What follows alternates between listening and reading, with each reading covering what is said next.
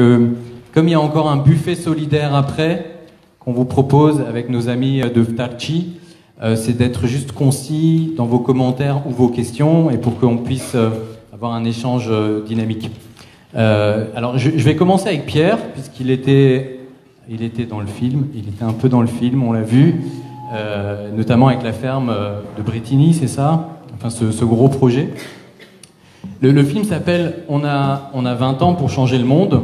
Et moi, je voulais savoir, qu'est-ce que tu réponds à ceux qui vont te dire, en tout cas qui sont sceptiques et qui disent, bon, nous, on n'y croit pas trop, on n'y croit plus.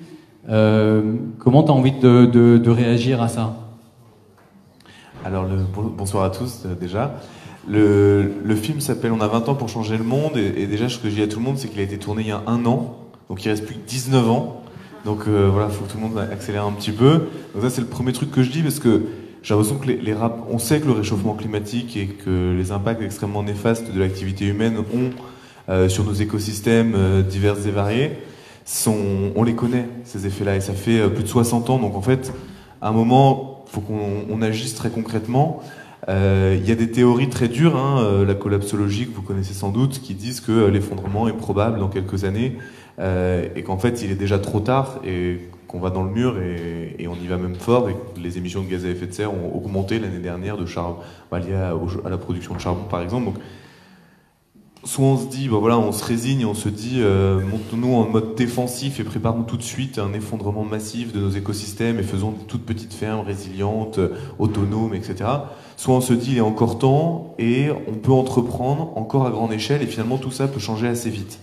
Et c'est plutôt le message qu'on porte dans une dynamique optimiste, positive et d'entrepreneuriat social et environnemental, en se disant aujourd'hui, en fait, il faut rien pour que tout change, quoi. Et on voit déjà des signaux faibles qui sont plus si faibles sur certains aspects, sur l'agriculture, mais sur plein d'autres sujets, où en fait, il manquerait pas grand-chose pour que ça passe à l'échelle, pour que l'impact, que ce mode de voir le monde avec une triple paire de lunettes qui est, oui, il faut qu'il y ait des modèles économiques parce que ça crée de l'emploi, mais il faut aussi qu'il y ait une logique sociale, d'impact social, une logique d'impact environnemental.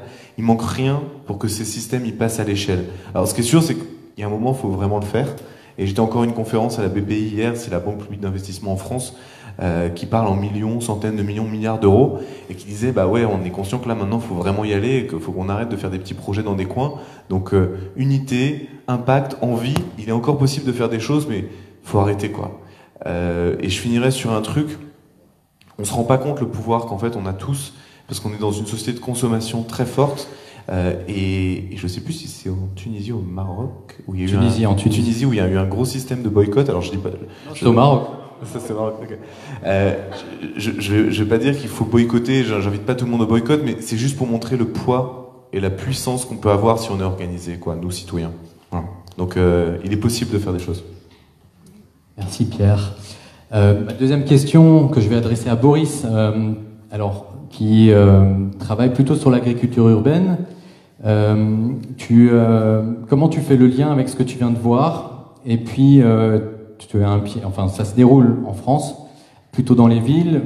Vous faites la promotion justement d'une agriculture plus proche des gens, et notamment ceux qui vivent dans les zones urbaines. Et puis la Tunisie. Comment tu fais ce lien aujourd'hui? Bonsoir à tous. Bon, déjà, 2 petites remarques. On a vu des légumes pendant tout le film, donc je suis bien content qu'il y ait un buffet après. Et je vais tâcher de faire court pour pouvoir grignoter. Et deuxième petit point, là on a vu des poireaux et autres légumes. J'espère et j'ai hâte qu'il y ait un film qui soit adapté à la tunisienne pour qu'on puisse voir des poivrons et des tomates et qu'on puisse voir aussi toutes les super initiatives qu'il y a ici. Et un exemple de ce qu'on a vu cet après-midi aussi avec vos incubés et des plateformes qui existent aussi ici. Et alors pour comparer un petit peu la France et la Tunisie sur des sujets, et notamment sur l'agroécologie, là on a beaucoup parlé d'agriculture industrielle, monoculture, ultra mécanisée, sur des très très grandes surfaces.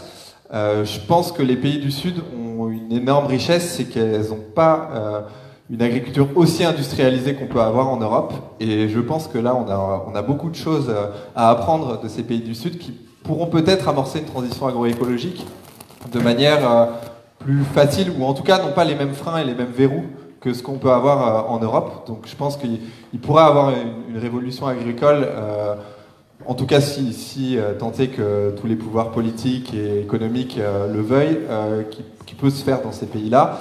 Et en ce qui concerne l'agriculture urbaine, donc l'agriculture urbaine, c'est parce qu'il y a vocation à nourrir les villes, pardon, mais il y a un gros besoin de reconnexion des urbains avec la nature. Et avec son alimentation de manière générale. Nous, en Europe, on voit la plupart des gens achètent leurs produits dans les supermarchés, les grandes surfaces, ou vont manger au McDo, etc. Et ils font même plus la distinction entre une courgette et un concombre. Et on a vraiment besoin de créer des pôles d'agriculture dans les villes pour déjà lutter contre le grignotage des terres et l'étalement urbain. Donc faire du plaidoyer à l'intérieur des villes et en même temps reconnecter ces urbains avec la nature. Et je pense que de ce que j'ai pu entreapercevoir en Tunisie, en tout cas, par rapport au Grand Tunis, il y a encore des grosses zones de maraîchage qui sont disponibles et qui sont possibles, qu'il est possible d'entretenir. Et je pense qu'il faut aussi faire un travail de plaidoyer de l'intérieur pour que ça soit pas trop du grignotage urbain, du morcellement des terres agricoles, et de revaloriser aussi ce travail agricole pour que les jeunes qui, en général, ont vu leurs parents, leurs grands-parents travailler sur ces terres et qui n'ont pas forcément envie de faire ça parce que c'est pas encore rentable, et ben qu'on renouvelle cette génération, qu'on leur montre qu'avec les solutions agroécologiques, et ben on peut générer de l'argent et avoir un emploi et se servir de ces terres pour amorcer cette transition. Voilà. Merci. Et ma dernière question avant de vous passer la parole, je vais la poser à Jihad, qui d'habitude sourit énormément. Voilà. Alors Jihad, qui est fondateur de l'Hérédium, je ne sais pas si tout le monde connaît ce lieu magique, à la Manouba, juste tout près de Tebourba. Depuis 6 ans maintenant, il est passé en mode biologique, depuis plus longtemps même. Et du coup, enfin, la réponse elle est peut-être toute trouvée, mais en tout cas, moi j'ai envie de savoir si tu es persuadé qu'on peut développer l'agroécologie en Tunisie. Qu'est-ce que tu en penses ? Est-ce que pour toi c'est possible ? Tout est possible. Pourquoi ? Parce que l'agroécologie est avant tout amusante. Donc les Méditerranéens sont des gens qui aiment faire la fête, qui aiment sortir, etc. Lorsqu'on travaille dans un endroit monotone, on est rapidement frustré. Alors que dans une ferme où on trouve un sol qui est imprévisible.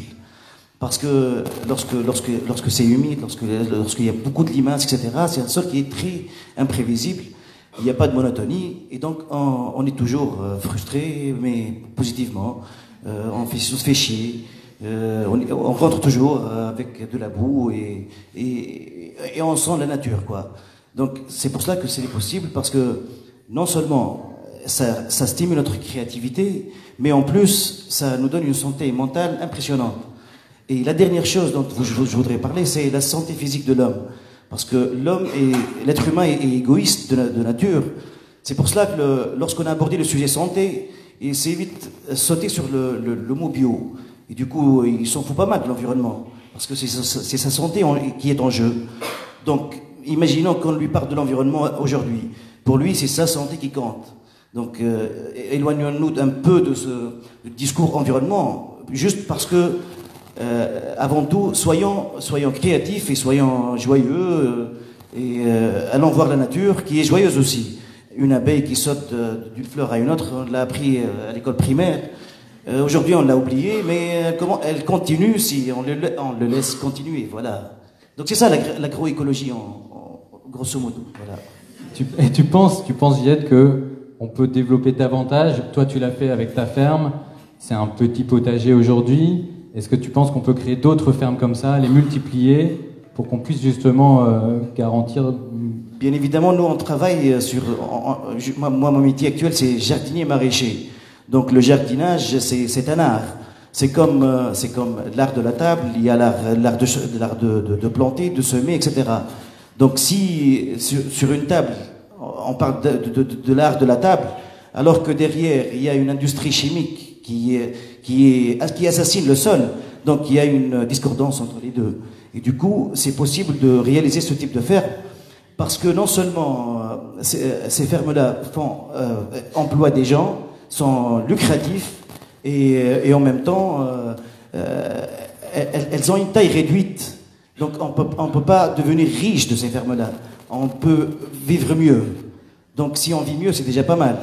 Et devenir riche, c'est un objectif qui n'a pas de sens. Parce que on est riche là. Et la richesse, en grandissant, on comprendra peut-être, parce que lorsqu'on est jeune, on se dit la richesse, c'est d'avoir beaucoup d'argent, alors qu'en grandissant, on se dit je suis riche intellectuellement, je suis riche avec tout ce que j'ai accompli, et tout ce que j'ai transmis, et tout ce que j'ai appris. Voilà. Merci JL. Alors moi je vous recommande tous, hein, toutes et tous... C'est pas de la publicité. Hein. Non, mais c'est moi qui vais la faire, d'aller à l'Hérédium. On mange super bien. Je pense que c'est une des meilleures tables de Tunisie. Et il y a une raison, c'est que derrière cet homme, il y a une femme qui cuisine merveilleusement bien, mais elle fait ça le week-end. Parce que dans la semaine, elle a un autre job, pas trop loin d'ici, dans la finance. Excusez-moi, comme je l'ai dit tout à l'heure, on est diamétralement opposés. Elle est dans la finance, donc, et nous, on est dans l'intelligence. Dans la terre. Je ne pense pas qu'on est diamétralement opposés. Non. Alors, on va peut-être prendre les premières questions, si vous voulez. Il y a un micro qui a envie de s'exprimer, que j'arrive à voir. Du coup, est-ce qu'il y a des commentaires? Il y en a un là. On va... Alors c'est monsieur d'abord, après vous, du coup. Vous avez posé la question à monsieur Avec le micro. qui a répondu d'une manière poétique, mais parce que la question était précise. Est-ce que ce qu'il a fait est extensible? Est-ce que c'est appelé à être un modèle pour d'autres possibilités?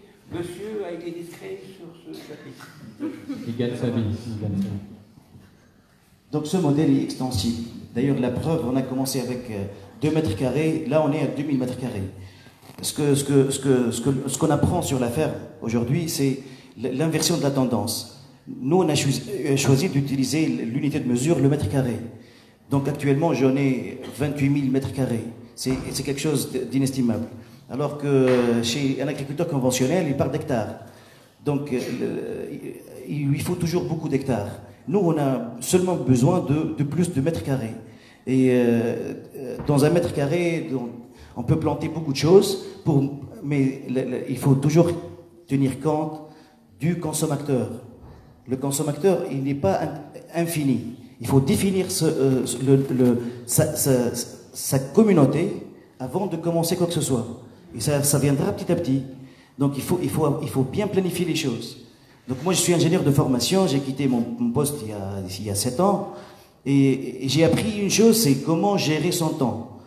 Parce que les agriculteurs aujourd'hui, ils pleurnichent toujours en manque de trésorerie.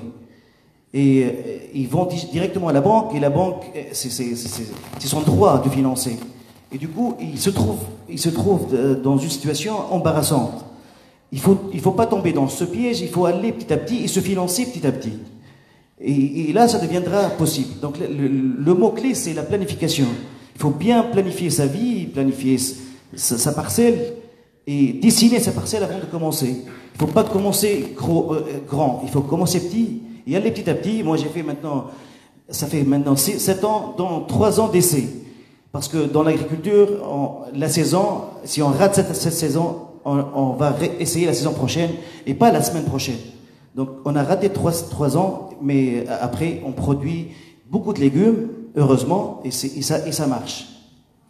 Et ça, c'est un travail d'amateur, ça n'est pas un renversement de tendance comme messieurs en parlent, vous comprenez? Non, je vis de la ferme, monsieur. Actuellement, mon métier, c'est la ferme. Donc. Petite pour apporter un complément, et alors je suis désolé, je ne connais pas les chiffres en Tunisie, donc je prendrai les chiffres français, mais en France, il y a à peu près 50% du territoire qui est agricole, d'accord? Il y a à peu près 29 millions d'hectares. Si on voulait nourrir 100% de la France en bio local, il faudrait convertir 26 millions d'hectares en ferme comme vous faites, comme tu fais. Voilà, en gros. Donc c'est un travail absolument gigantesque. Nous, ce qu'on s'est donné comme mission, c'est en 10 ans, faire déjà 100 000 petites ou moyennes fermes comme on voit dans le film. C'est absolument gigantesque, mais c'est passable à l'échelle. Ce que j'essaie de dire par les chiffres, c'est que si on voulait le faire à 100%, on allait tellement loin dans l'autre sens, en tout cas en France, et je rejoins ce que disait Boris, c'est peut-être plus facile en Tunisie ou dans d'autres pays. Ça demande un effort colossal et ça pourra sans doute pas se faire avant une vingtaine d'années en fait. Donc c'est pour ça que j'incitais à l'action fortement. Merci. Mais c'est possible. Et il y a un modèle économique. On va donner la parole à monsieur d'abord et puis ensuite madame au milieu. C'est qui le monsieur? Juste là, avec les lunettes qu'il a le doigt. Merci. Bonsoir. Déjà, je voulais vous remercier pour le reportage qui est exceptionnel. Moi, je suis agriculteur dans la région du Gabon et je suis sur un projet de gîte rural écologique et sur le lieu de la ferme qui est en reconversion bio en ce moment. Ça fait quelque chose comme 18 mois, donc je vais devoir attendre une année encore. Et je voulais... le concept en lui-même, il est énorme, il est vital, il est humain, il est ce que vous voulez, mais je veux parler du côté financier qui est très difficile en Tunisie. Parce que là, sur le reportage, on voit qu'en France, il y a comme un truc pour faire de la pression politique et tout ça. Le ministre de l'écologie et de l'agriculture, ils sont conscients, ils sont dedans, ils sont dans le projet, ils sont dans l'idée et tout ça, mais ça n'existe pas en Tunisie, tout ça. Pour se financer déjà, pour aller chez une banque, pour lui dire tu vas faire de l'agroécologie, et il te regarde comme ça, il te dit monsieur, on ne donne pas pour le conventionnel, nous, donc tu pars de trucs qui est même pas en rêve, quoi. Donc, et en plus, pour la commercialisation de produits bio et tout ça, il y a un travail à faire qui est énorme. Donc, et là, je vois sur le reportage, c'est très précis. Il parle par exemple, ils disent qu'un chômeur coûte 15 000 euros par an pour l'État, et à 19 000 euros, on peut faire une transition et tout ça, mais... Tout ça, il n'y a pas de législation, on est trop loin en Tunisie. Le concept, il est très bon, mais il n'y a pas de structure, c'est un peu difficile, vous voyez. Merci. Donc voilà, c'était juste... Alors, juste peut-être pour répondre sur un point, je laisserai mes camarades aussi répondre, mais ce qu'il faut bien voir, c'est que toute la partie politique qu'on voit dans le film, c'est absolument pas un soutien financier. C'est un travail de très longue haleine où on se dit peut-être que dans 5 ans on obtiendra des choses, mais il ne faut pas croire qu'en France c'est plus favorable d'un point de vue politique qu'ici sur le financement de l'agroécologie, le soutien, les subventions, etc. C'est absolument pas le cas, et au contraire, nous, notre dynamique elle est plutôt économique, en se disant faisons-le à petite échelle, trouvons des gens qui sont prêts à payer pour ces produits de qualité, travaillons par communauté, je pense que c'est ce que vous disiez, je pense qu'il y a aussi ici les systèmes d'AMAP, vous savez c'est des groupements de citoyens qui se financent. Laurent, l'agriculteur qu'on voit qui met le coup de bêche là, à la fin avec la barbe et la casquette, lui il gagne 2200 € net en France. Alors même pour la France c'est un salaire élevé. Il n'a pas de subvention, mais parce qu'il travaille en AMAP, il fait des produits de qualité et il a 70 familles qui fait vivre et qui le font vivre. Donc il est possible de faire des choses. Faut commencer à petite échelle, faut travailler avec des gens qui sont prêts, qui comprennent la valeur de ces produits, et c'est possible. C'est possible. Je ne sais pas si je réponds vraiment à votre question, mais... Jihad, est-ce que tu veux compléter ce que dire là? Donc la législation, nous aussi on est sur un projet de table d'hôte depuis 5 ans maintenant. Et au début, en 2011, lorsqu'on a lancé l'idée a été imaginée en 2006. On a commencé en 2011 parce que j'ai quitté mon travail. Le ministère n'avait pas de texte de loi. Donc on travaillait dans l'illégalité. Le texte de loi a été signé en 2018 pour les gîtes ruraux, etc. Donc imaginons qu'on attendait le soutien de l'État pour commencer un projet. Donc il faut commencer et montrer ensuite qu'on est capable de faire. C'est ce qu'on a fait. Donc on a commencé petit à petit, et là, le ministère il commence à copier ce qui se passe pour comprendre ce qui se passe aussi, pour expliquer aux gens que c'est faisable. Donc il faut pas abandonner et dire la législation n'est pas là, il n'y a pas de soutien, etc. Donc on fait les choses, ils vont s'adapter. Je pense que c'est mieux comme ça. Merci Gied. Je voulais juste compléter Boris, une minute.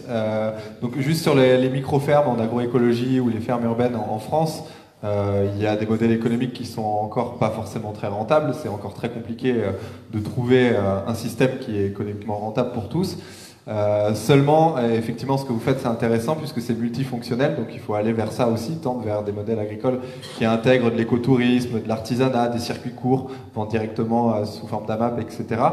Et donc ça, c'est une chose pour pérenniser un modèle économique. Deuxième chose, il y a un travail de plaidoyer qui est important. Effectivement, c'est sur du temps long. Là, ça me faisait doucement sourire parce que on voit la politique agricole actuelle et tous les nouveaux au gouvernement et il y a tout à refaire encore et il faut travailler, mais je pense que c'est quand même important de se concentrer dessus et de vendre l'agroécologie comme étant un projet aussi politique parce que ça va avec, par exemple, quand on monte une ferme en agroécologie, si on arrive à valoriser toutes les externalités positives et tout l'aspect écosystémique que ces fermes provoquent, au final, elle est rentable parce qu'elle fait gagner de l'argent à la Sécu, elle fait gagner de l'argent en termes d'emploi, etc., etc. Et si ça, on arrive à le vendre en tant que projet politique, en montrant qu'au final, sur le long terme, c'est largement rentable pour un pays. Et puis on peut par exemple penser à l'agrotourisme aussi, de faire des auberges un peu partout qui intègrent de l'agroécologie et qui, quand même, il y a des super produits ici, donc qui intègrent voilà, une alimentation de qualité. Là, peut-être qu'il y a quelque chose qui fera que ça sera rentable à terme. Merci. Alors, madame a le micro. Oui, alors, donc c'est moi qui ai le monopole. La personne ne pourra parler. J'aurais une question très rapide, c'est au sujet de la superficie. Donc vous parlez de micro-fermes et de fermes de taille moyenne. Et j'aimerais bien avoir un ordre d'idée par rapport aux fermes urbaines, ce que vous entendez par rapport à la superficie. Merci. Alors c'est très variable. Les micro-fermes, on va dire que c'est entre 2 et 5 hectares, je dirais. Tu me dis ouais, tu préciseras. Après, en urbain, en fait, et en France c'est peut-être un petit peu différent de la Tunisie, mais les fermes urbaines n'ont pas vocation à être ultra productives. Elles produisent un petit peu et elles vendent. Elles peuvent vendre en complément des condiments, des produits qui ne sont pas forcément disponibles sur place et des produits très frais à haute valeur ajoutée. Donc ça peut être des variétés anciennes qui ne supportent pas les transports par exemple, mais elles sont qu'un complément de partenariats qu'on peut faire avec des agriculteurs ruraux. Et c'est aussi une vocation symbolique et en termes de communication, c'est que ces fermes urbaines-là agrègent des urbains et permettent de nouveaux circuits de distribution à des agriculteurs ruraux aux alentours. Donc ces fermes-là, elles peuvent être vraiment petites, mais c'est aussi une grosse vocation pédagogique d'impliquer les écoles, d'impliquer les citoyens, etc. Et après, les micro-fermes autour, ça peut être... je crois que d'ailleurs la majeure partie des maraîchers dans le Grand Tunis, c'est 3 hectares, donc c'est à peu près des surfaces qui sont correctes pour ça. Nous on dit en minimum 2 hectares. Alors je vais parler en mètres carrés, minimum 20 000 mètres carrés, minimum 7 000 mètres carrés cultivés, et en fait entre 7 000 mètres carrés et 12 000 mètres carrés cultivés pour faire vivre une personne, avec un salaire qui est plus qu'un SMIC en France, donc qui est plus que 1 100 € net par mois, enfin, en gros. Merci. Madame, allez-y. Oui, alors merci pour la transition, puisqu'on parle d'agriculture urbaine. Et justement, je voulais savoir concrètement, parce que bravo pour le reportage, parce que vraiment il y a beaucoup d'idées intéressantes, moins concrètement pour pouvoir réaliser, disons tout ça en Tunisie, et l'exemple de M. Bitry est très intéressant. Concrètement, pour pouvoir bénéficier, disons, de toute cette logistique, est-ce qu'il y a des formations qui sont prévues, par exemple, est-ce que vous pouvez nous aider si on a envie de se lancer dans un projet d'agriculture urbaine, par exemple? Donc, concrètement, comment ça va se passer? Voilà, merci. Alors moi, je parle du périurbain, mais ça se recoupera avec Boris. Nous, on fait des formations, alors on fait plein de formations différentes, et je vous invite à regarder le site, je ne veux pas être trop long, mais on en a notamment une qui s'appelle Microferme et Permaculture, qui dure 5 jours. Alors, attention, on ne devient pas agriculteur au bout de 5 jours. En revanche, on comprend exactement comment ça fonctionne, si c'est fait pour nous ou pas, on pratique. Et après, il y a plein d'autres formations. Mais voilà. C'est notamment celle qui s'appelle Microferme et Perma. En Tunisie, elle existe. Ouais. Peut-être aussi ici. Alors, sur la question de formation, effectivement, elle est totalement centrale. Et même en France, c'est quelque chose qui est renouvelé. L'agriculture urbaine, ça existait déjà avec les maraîchers de la ville de Paris il y a 200 ans, etc. Mais c'est renouvelé à l'aune de ces nouveaux enjeux. Et nous, le réseau Colvert, on fonctionne de manière très décentralisée, c'est-à-dire qu'on a un réseau qui aide des collectifs locaux à se monter, qui peuvent être des associations locales, et c'est le cas en Tunisie. Et on essaye d'apporter toute notre méthodologie de gestion de projet, de création, de formation au service de ces collectifs. Et après, c'est l'échange de bonnes pratiques de chaque collectif qui crée ces formations. Donc par exemple, on a un collectif aussi en Martinique. Peut-être que la Martinique sera plus à même d'aider la Tunisie, par rapport à certains contextes, que la France envers la Tunisie. Tu as un collectif à Madia aussi. Et on a un collectif à Madia qui a commencé à être créé. Donc on a une expérience avec une entreprise qui s'appelle Vitalet à Madia. L'idée, c'est aussi d'agréger des personnes, des individualités ou des porteurs de projets à Tunis et ailleurs pour créer un collectif qui soit suffisamment costaud pour que nous, en tant que réseau, après on aille lever des fonds et qu'on formalise une formation. Parce que si on adapte la formation française à la Tunisie, ça n'a pas forcément de sens. L'idée, ce serait de trouver des porteurs de projets à Tunis ou en Tunisie qui créent ce collectif. Et après, nous, on essaye de trouver les méthodologies, les financements, etc. pour qu'il y ait une formation d'agriculture urbaine dédiée au moins à la Tunisie ou, si ce n'est peut-être au Maghreb, en partenariat avec le Maroc, l'Algérie et l'Égypte. Je pense que la ferme de Jihad est un bon terrain de formation en plus. Il y a l'association tunisienne de permaculture aussi qui était présente. Effectivement, il y a l'ATP également qui fait des choses. Et du coup, je profite aussi pour dire à tous ceux qui sont encore présents que demain, il y a un autre film qui s'appelle La Révolution est là, qui sera également projeté à 18h30, avec une partie de l'équipe du film, Sarah Toumi et la réalisatrice. Donc je vous invite aussi à venir voir ce film qui propose vraiment des solutions innovantes existantes en Tunisie et dans toute la Tunisie d'ailleurs. On va prendre la question de Madame. Pour rebondir sur les gîtes ruraux, il faut savoir que l'État 6 s'intéresse à ce type de tourisme alternatif et qu'il y a je fais partie d'un bureau d'études qui est SAMEF et qui s'intéresse à tout ce qui est agri-écologique et tout ce qui est gîte alternatif. Et au tourisme alternatif, puisqu'on a bien compris qu'il y avait une limite par rapport au tourisme balnéaire en Tunisie. Donc on est en train de s'intéresser à tout ce qui est région défavorisée, si on veut. Là, je pourrais dire que la semaine dernière, on était au niveau de la région de Kairouan, qui malgré qu'on est tunisien, on pense qu'il y a seulement l'histoire arabo-musulmane qui est au niveau de cette région, alors qu'elle regroupe beaucoup plus que ça. Il y a des grottes préhistoriques, il y a des ruines byzantines, des ruines romaines, il y a des sources d'eau, il y a des sources de vapeur, à part l'agri-écologie là, qui est à son compte, puisqu'on s'intéresse au miel, on s'intéresse à tout ce qui est huile biologique, olive biologique. Et le fait qu'on ait signé les différents accords COP21 et ce qui suivent, l'État est conscient qu'il y a des choses à faire. Par contre, la lourdeur administrative est certaine. Et donc, il y a beaucoup de choses à faire. Et certes, le citoyen doit être ici pour essayer, mais aussi taper à toutes les portes pour pouvoir faire que ça avance. Mais c'est un travail réellement en binôme et ça réussira sûrement en Tunisie. Parce qu'on n'est pas réellement... là, vous avez parlé de tout ce qui est connexion, l'urbain, connexion avec la nature. On n'est pas arrivé à ce stade. Exact. On reste la famille qui est réellement attachée à tout ce qui est... nourriture un peu... surtout du moins le week-end, dans la semaine, oui, un peu naturel, du moins la semaine en cours comme vous. Mais le week-end, on reste attaché à la fameuse tradition familiale avec tout ce qui est réellement biologique, entre guillemets. Merci. On va passer la parole à monsieur avec les lunettes, juste sur la gauche, Sonia, les cheveux longs. Juste en attendant, on était sur un programme en mars dernier quand je suis venu et effectivement on a fait un constat, c'est que entre le tourisme balnéaire, des énormes bâtiments où on accueille des milliers de Tunisiens et le tourisme de luxe, l'écotourisme mais qui est vraiment destiné à des personnes aisées, il y a tout un créneau à prendre du tourisme plus respectueux de l'environnement qui valorise le savoir-faire et l'artisanat. Effectivement, je pense que pour la Tunisie, c'est vraiment un créneau qui peut être intéressant et qui peut intégrer l'agroécologie dans ces pratiques. Bonsoir, merci pour ce film et vos interventions.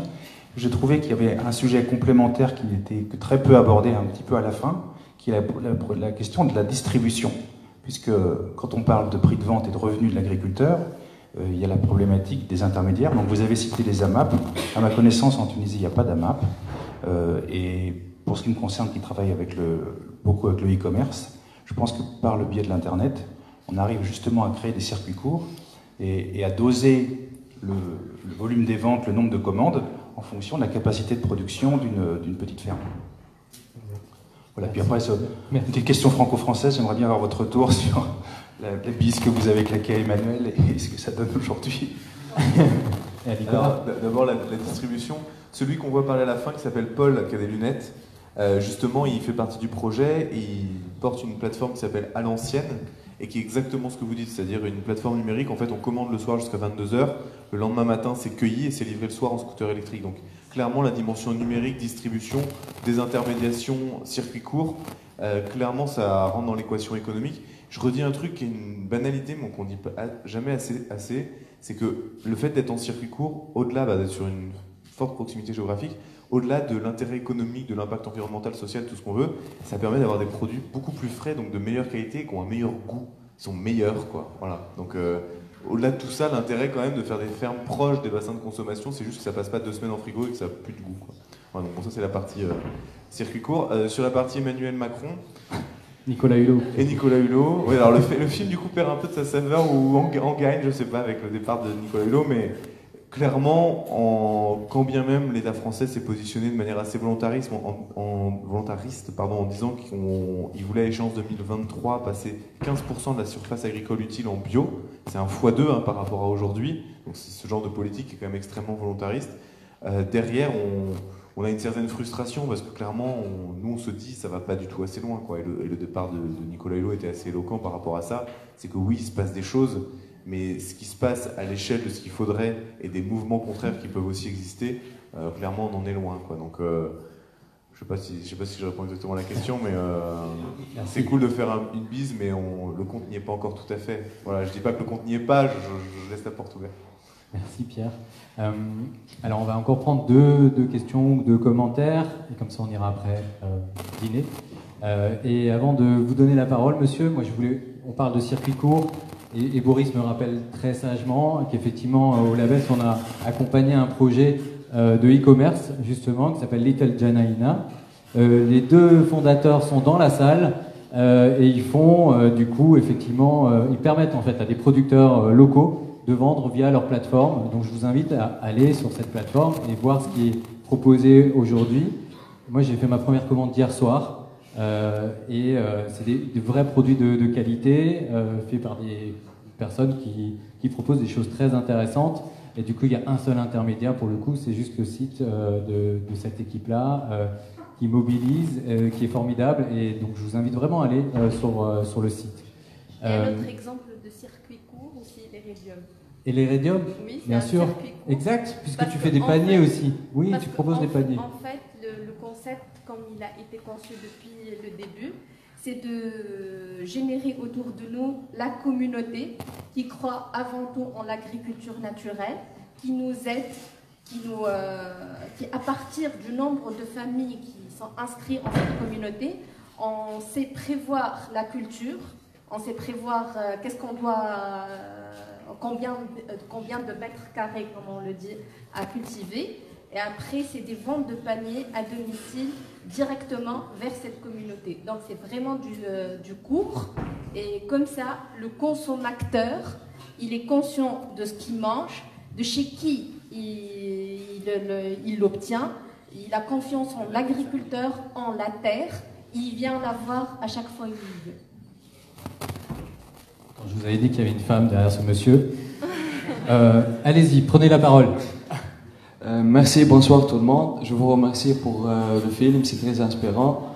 Mais il y a une grande différence entre la Tunisie et la France, bien évidemment. En Tunisie, on traite le sujet des changements climatiques dans un petit bureau dans le ministère des Affaires locales, et on traite le sujet de l'agriculture biologique aussi dans un petit bureau dans le ministère de l'Agriculture. Je vais vous parler d'une initiative qu'on a fait justement. J'ai travaillé il y a 2 ans avec une association locale qui s'appelle Slow Food. Justement, c'est la ville natale du Jihad que je le connais. À Tibourba, on a travaillé dans une initiative qui a pour objectif d'aider les agriculteurs locaux et les paysans justement à protéger les variétés locales du blé dur et du l'orge. Mais il s'est avéré que les politiques de l'État, justement, ils sont non contre, mais ils ne sont pas en faveur de ces initiatives-là. On a eu beaucoup de problèmes avec la Banque des Gènes et tout. Donc ma question, elle est destinée justement à M. Jihad. Parce que vous avez parlé des micro-fermes, mais ça s'applique pas aux céréales. Donc, comment on peut multiplier ces initiatives comme les micro-fermes, mais tout en tenant compte des grandes cultures? Merci. Donc, c'est un choix à faire. Par exemple, je connais un monsieur, Mehdi, il s'appelle Mehdi Abizert, ça fait maintenant 15 ans que son père ne laboure plus. Donc ils font des céréales sans labourer la terre. Donc son père, un médecin, il a décidé d'arrêter le labour et de semer des céréales, de l'avoine, de la veste, etc. et de faucher. Après 3 ans, il a obtenu une couche d'enherbement là où il commence à semer dedans. Donc là, on sort complètement du sujet du micro-ferme. On est en train de parler des différentes méthodes de culture. Et pour arriver enfin au mot magique, le bio. Mais c'est pas ça le problème. Là on parle d'agroécologie. Il y en a qui choisissent de travailler sur des petites fermes. La nôtre, par exemple, elle fait 14 hectares. Mon choix est de commencer par 2000 mètres. Mon but, d'atteindre 2 hectares. Mais en la travaillant d'une manière propre à l'iridium, c'est-à-dire manuellement, en respectant le sol, sans labourer. C'est pas faisable pour les 14 hectares. Donc pour les 14 hectares, il y a d'autres méthodes qu'on va appliquer, qu'on a commencé à appliquer. C'est le paillage mécanique. Donc on ne va pas complètement éliminer la mécanisation. Mais si on gagne en 50%, 40%, si on minimise l'utilisation à 40%, on est gagnant. On n'est pas dans le discours idéaliste, mais on est dans une marche par exemple, le blé, notre blé, il est paysan actuellement. Ça fait maintenant 20 ans. Ça s'appelle le blé Karim. Donc ce blé, chaque année, on enlève une partie de notre blé et on la ressème l'année d'après. On ne parle plus de rendement, on est en train de parler de qualité. Ça, c'est à chaque fois, ils nous demandent combien de quintaux vous aurez. Alors là, on ne l'a jamais compté. Jamais, parce que cette année, on a 10, l'année d'après, on n'a qu'un seul. Le livret, par exemple, on a 1200 pieds d'olivier. Ça fait 10 ans, les récoltes sont médiocres, relativement, en comparaison à l'agriculture conventionnelle. Mais on est en train de conserver les oliviers chétuis. Ces oliviers-là sont des oliviers qui sont hérités depuis une centaine d'années. Alors que si on parle de rendement, on va arracher ces oliviers-là et mettre d'autres types d'oliviers qui sont très, très rentables. Donc, c'est un choix à faire. Mais la méthode, elle diffère. Merci, Juliette. On va prendre une dernière question et après on aura la possibilité de continuer à échanger devant le cocktail. Est-ce qu'il y a encore une question, une remarque, un commentaire, une critique? Voilà, monsieur. Merci. Donc le reportage, il a abordé à la fin en fait la question du couplage de l'énergie photovoltaïque avec la permaculture. Donc en France, comment ça se passe? Est-ce que le modèle économique, il y a eu l'intervention, je crois, d'un opérateur privé, c'est-à-dire que EDF en fait arrive dans ce type de projet, est-ce que le rendement au kilowattheure en fait il est j'imagine qu'il n'est pas aussi rentable que dans le cadre d'une ferme photovoltaïque classique. Donc est-ce que Dans ce cas-là, en fait, quel est le modèle économique en fait, que vous arrivez à faire en fait, avec les producteurs d'énergie en fait, dans les fermes? En fait, notre conviction, c'est de dire il faut qu'on travaille en même temps la transition et l'autonomie énergétique et l'autonomie alimentaire. Et donc je parle bien d'autonomie, je parle bien pas d'autoconsommation d'énergie sur une ferme, où il y a quelques panneaux solaires sur un toit qui permettent de combler les besoins d'énergie de la ferme. Je parle bien du fait que ces fermes aient la capacité de produire de la nourriture et de l'énergie pour le territoire. Du coup, comment ça marche? Aujourd'hui, on travaille plutôt sur des logiques de juxtaposition, c'est-à-dire qu'on met l'un à côté de l'autre de l'énergie renouvelable et de l'agriculture, et comme l'énergie renouvelable a un modèle économique super solide, ça permet de financer la partie agricole qui est plus soumise à des aléas. Et plus ça va, plus on développe des prototypes qui vont permettre de combiner, via des systèmes de serre, de l'agriculture en dessous et de l'ENR au-dessus, en étant gagnant-gagnant, en maximisant vraiment la puissance solaire et les unités de surface. Donc demain, on espère pouvoir compter pareil en mètres carrés, mais pouvoir parler en mètres carrés sur de la production, oui, d'agriculture et d'énergie renouvelable, quoi. Ça s'appelle le solar sharing, c'est-à-dire partager la puissance du soleil. En fait, un panneau solaire ou une plante, ils optimisent pas à 100% par unité de surface la capacité solaire, quoi. Donc c'est tout notre enjeu. Donc il y a déjà un modèle économique plutôt sur une logique de juxtaposition, pour résumer, et plus ça va, plus on développe des prototypes où vraiment c'est combiné. Merci. Merci. Boris, voilà. Juste pour répondre sur la question précédente aussi, juste par rapport à est-ce que c'est possible de faire des grandes fermes en agroécologie, etc., et qui sont rentables. Je pense que la permaculture, on en parlait, c'est 80% de design et 20% de mise en place. Donc si on a un design très intelligent en amont, il est possible de même faire des très très grandes fermes. Sur des petites fermes en maraîchage, etc., on dit qu'on commence très petit parce qu'en fait, on n'est pas intensif en intrants, mais on est intensif en soins qu'on prend sur 1 mètre carré. Et c'est pour ça à terme, on peut avoir une très forte productivité sur des petites surfaces. Et on peut être intensif en emploi et surtout en intelligence, parce que pour faire de la permaculture et de l'agroécologie, il faut comprendre les écosystèmes, s'inspirer des écosystèmes pour le faire. Sur des grandes surfaces, c'est un peu le même principe, c'est qu'il faut designer quelque chose qui est écosystémique à l'échelle d'une grande surface. Et par exemple, sur des grandes fermes, on peut imaginer la polyculture élevage avec des circuits de distribution, des rotations de culture et plein d'autres systèmes agroécologiques qui fonctionnent à la taille de cette surface-là. Et d'ailleurs, c'est ce que vous faites en France, c'est acheter des grandes surfaces, ou en tout cas obtenir des grandes surfaces et faire travailler différents types d'agriculture sur une même surface pour que le tout soit rentable à terme. Et c'est un gros travail de design à faire en amont, avec beaucoup de compétences techniques, mais une fois que c'est fait, ça peut se dupliquer. Merci Boris. Un dernier mot, Gilles? Juste mon dernier mot. Donc, une micro-ferme agroécologique, elle se construit, elle ne se finance pas.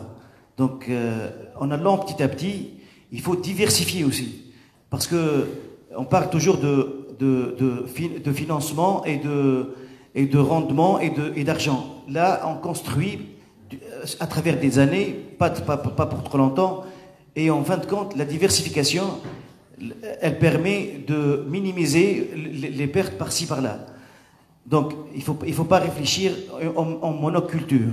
Il faut toujours réfléchir en diversité. C'est ça. Merci beaucoup, Gied. Alors, on va s'arrêter là pour cet échange. On va pouvoir continuer devant, comme je vous l'ai dit, devant le buffet solidaire.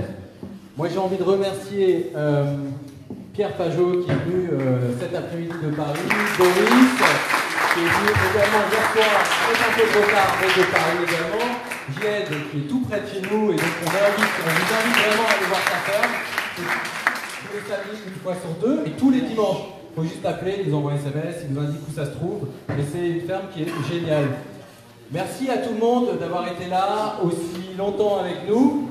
Alors nous on organise le 16 novembre un autre événement, mais qui se déroulera au Label sur l'entrepreneuriat social, donc on vous invite à être présent également pour évoquer des solutions nouvelles, innovantes et qui répondent à des besoins de la Tunisie. J'ai envie de remercier aussi nos soutiens, nos partenaires, la Fondation Beul, le PNUD qui était avec nous depuis le début pour pouvoir organiser cette soirée, et puis l'AFD, l'UBCI, l'accueil chaleureux de l'IFT, et enfin les équipes de l'IFT qui sont avec nous là ce soir encore très tard, que je vois au fond. et qui me disent on coupe, ça y est, on s'arrête. Et puis l'équipe du Labès avec Sonia, Basma, Marwa, Lou qui sont encore présentes avec nous. J'oublie Yosra aussi. Merci à eux parce qu'ils ont fourni un gros effort pour pouvoir nous proposer ce film, ce débat, cet échange. Je vous souhaite une très bonne soirée et à très bientôt. Merci.